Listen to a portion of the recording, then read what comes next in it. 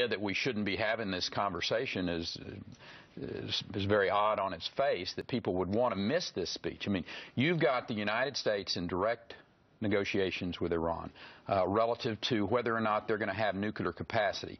There's some of us that have great concern about that and their ability to get a nuclear weapon that puts Israel's existence into jeopardy.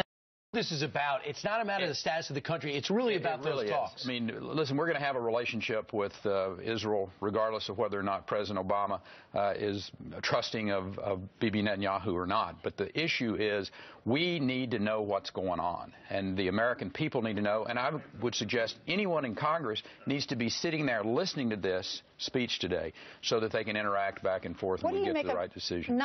Brian was talking about congressmen and women that aren't going to the speech, but also his entire administration's not going, including the U.S. ambassador to Israel, Daniel Shapiro, of all people. I just think really bad messaging here.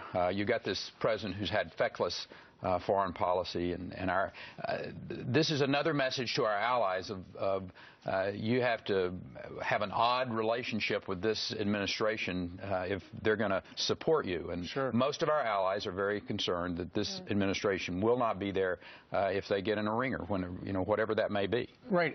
Israel says, we're worried that they're going to get the thing to blow us up, and the president of the United States is saying, trust me, I'm not going to do a bad deal. Well, do you trust him to do a good deal? Well, it seems that everything in that part of the world, up to and including all of these past Libya, Egypt, Syria, dealing with ISIS, all of this seems to go back to Iran and him wanting to get a deal with Iran, and he's willing to trade practically anything to get that deal. And it's putting every other country in jeopardy. I mean, the idea that we couldn't have developed and given the lethal weapons to the Syrian rebels, and we could have stopped ISIS at that particular point in time. But I think there was this concern by this administration that Iran, you don't want to step on Iran's toes. Getting another conflict. Let's talk